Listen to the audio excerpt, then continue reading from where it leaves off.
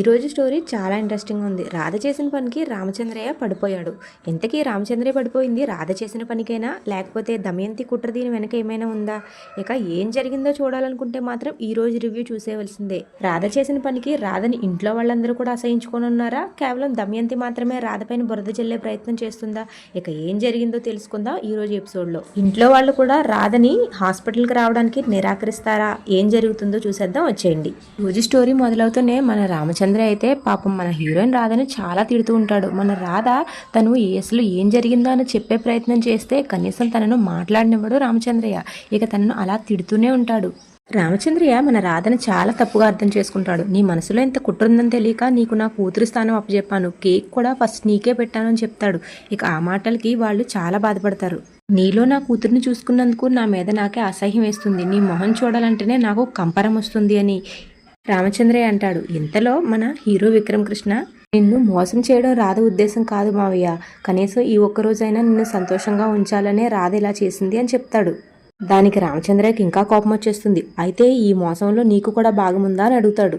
పాపం ఇక మన హీరో విక్రమ్ కృష్ణను కూడా రామచంద్రయ్య తెగ తిట్టేస్తాడు. ఎవరు ఎంత నుంచి చెప్పే ప్రయత్నం చేసినా మన రామచంద్రయ్య మాత్రం అస్సలు వాళ్ళెవరి మాట వినడు, అందరినీ తిట్టేస్తాడు. తప్పు లేదు, ఎందుకంటే తన కోపం అలాంటిది. ఎప్పటి నుంచో ఎదురు చూస్తున్న రాధ వస్తుందని ఆశపడ్డాడు. ఆ ఆశ నిరాశ అయిందని తెలిసినప్పుడు ఈ మాత్రం బాధ ఉంటుంది కదండి. ఏమంటారు? కమెంట్ చేయండి, మీరేమంటారు? తర్వాత నా చావు నన్ను చావనివ్వండి అని రామచంద్రయ్య చెప్పి అక్కడి నుంచి వెళ్ళిపోతాడు. తర్వాత దమయంతితో వాళ్ళ అన్నయ్య భవానీ శంకర్ అంటాడు, అసలు చిట్టి రాకపోయినా నకిలీ చిట్టి సంగతి భలే చూసావమ్మా అని.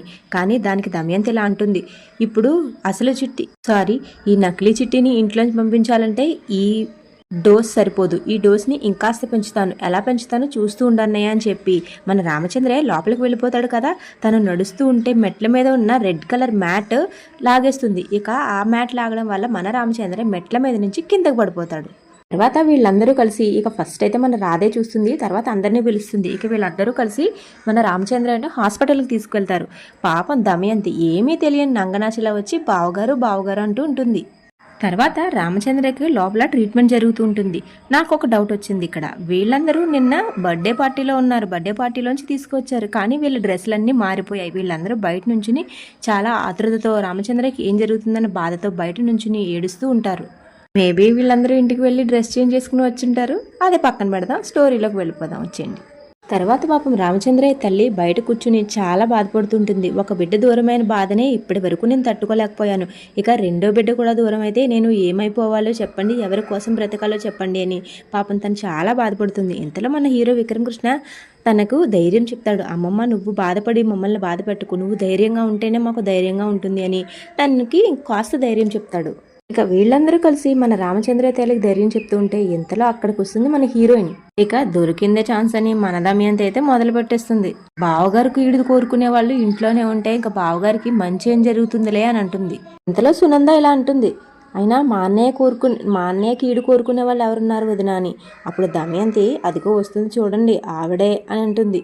పాపం మన హీరోయిన్ రాధ మాత్రం ఇవేమీ తెలియక చాలా కంగారుగా రామచంద్రయ్యని చూడడానికి వస్తుంది. ఇంతలో తను ఆపేస్తుంది దమయంతి. తర్వాత రాధనాపి, చేసేదంతా చేసి ఇప్పుడు మళ్ళీ ఏం ఎరగలేనట్టు హాస్పిటల్కి వస్తున్నావా? నీ దమయంతి మన హీరోయిన్ని అక్కడే ఆపేస్తుంది. ఇంతలో పాపం వాళ్ళ అత్తగారు వచ్చి, ఇదంతా కావాలని చేయలేదు కదా, రాధకి మా అన్నయ్య అంటే ఎంత ఇష్టమో నాకు మాత్రమే తెలుసు, నేను ఏది కూడా కావాలని చేయలేదు, అంతా మా అన్నయ్య సంతోషం కోసం చేసింది అని చెప్తుంది.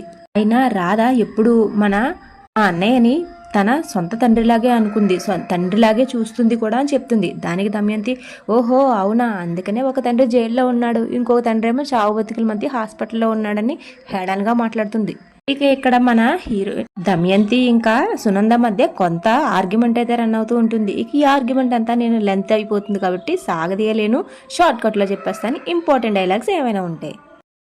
తర్వాత ఇక దమయంతి అనే మాటలన్నీ అని చివరిలో ఒక మాట అంటుంది, ఈవిడ మా బావగారిని చంపడానికి ప్రయత్నించిన హంతకురాలు అని. ఆ మాటకి మన హీరో విక్రమ్ కృష్ణకి చాలా కోపం వచ్చేస్తుంది. మన ఇంటి కోడల్ని నువ్వు అంత మాట ఎలాగనగలుగుతావత్తా? నిన్ను ఎవరైనా హంతకురాలు అంటే నేను ఊరుకుంటానా? అలాగే నా భార్యను కూడా హంతకురాలు అంటే ఊరుకోను, ఈ ఇంటి కోడల్ని హంతకురాలు అంటే ఊరుకోను, ఇక్కడ నువ్వెంతో రాధ కూడా అంతే అని ఖచ్చితంగా తెగేసి చెప్పేస్తాడు దమయంతికి.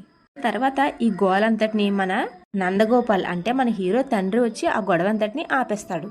మనము ఎక్కడ ఏ పరిస్థితుల్లో ఉన్నామో తెలుసుకుని మీరు మాట్లాడడం మంచిదని అందరికీ వార్నింగ్ ఇచ్చి ఆ గొడవని అక్కడే గప్చుప్ చేసేస్తాడు.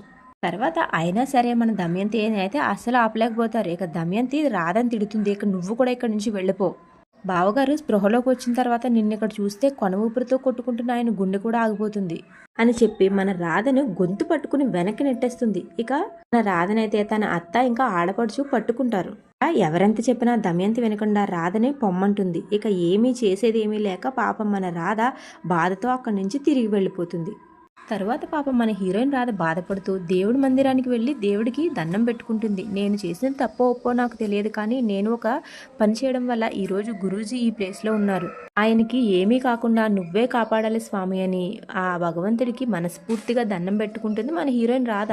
ఇక పాపం మన హీరోయిన్ రాధ భగవంతుడి దగ్గర ప్రార్థిస్తూ గురూజీ ప్రాణాలకు బదులుగా నా ప్రాణాలు తీసుకువెళ్ళు, నా ఆయుష్ కూడా అతనికే పోసి ఆయన ఆనందంగా సంతోషంగా ఉండేలా చూడు స్వామి అని దండం పెట్టుకుంటుంది. ఇంతలో అక్కడికి వచ్చిన మన హీరో విక్రమ్ కృష్ణ ఇదంతా చూస్తాడు. తర్వాత ఇక మన హీరో విక్రమ్ కృష్ణ రాధ దగ్గరికి వెళ్ళి రాధకు ధైర్యం చెప్తాడు. మావయ్యకి తగ్గుతుంది, ఆయన చాలా బాగుంటారు, నువ్వు భయపడకు రాధా అని ఇంకా కాస్త డీటెయిల్గానే చెప్తాడు. కానీ నేనైతే షార్ట్కట్లో చెప్తున్నాను. ఇక పుట్టినరోజు గురించి తను చేసిన మోసం గురించి కూడా మన విక్రమ్ కృష్ణ మాట్లాడతాడు. నువ్వు ఇదంతా కావాలని చేయలేదు కదా, ఆయన సంతోషంగా ఉండాలని చేసావు.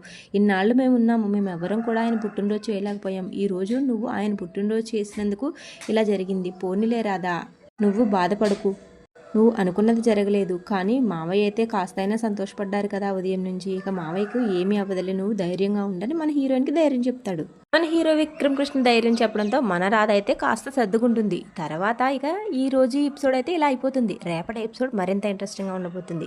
రేపటి ఎపిసోడ్లో మన రామచంద్రకి బ్లడ్ అవసరమైంది. ఇక తన కూతురైన రాధే కదా చిట్టి, మరి తన కూతురైన రాధ బ్లడ్ ఇస్తానంటుంది. దానికి దమయంతి ఒప్పుకోదు. అప్పుడు రాధ దమయంతి మీద తిరగబడుతుంది. నేను గురూజీకి బ్లడ్ ఇచ్చి ఆయన్ని ఖచ్చితంగా కాపాడతాను, మీరు మాట్లాడకుండా పక్కకు తప్పుకోవడమే మీకు మంచిదని దమయంతికి వార్నింగ్ ఇచ్చి మరి మన రామచంద్రకి బ్లడ్ ఇవ్వడానికి వెళ్తుంది. ఇక రేపటి ఎపిసోడ్ మరింత ఇంట్రెస్టింగ్గా ఉంటుందని అర్థమవుతుంది కదా. ఇక రేపటి ఎపిసోడ్ చూడాలంటే మన ఛానల్ని సబ్స్క్రైబ్ చేసుకుని బెల్ ఐకాన్ ఆల్లో పెట్టుకోండి. ఈ వీడియో మీకు ఎలా అనిపించిందో కమెంట్ చేయండి. నా ఎక్స్ప్లెనేషన్ కనుక మీకు నచ్చితే ఈ వీడియోకి ఒక లైక్ చేయండి. Thank you so much for watching.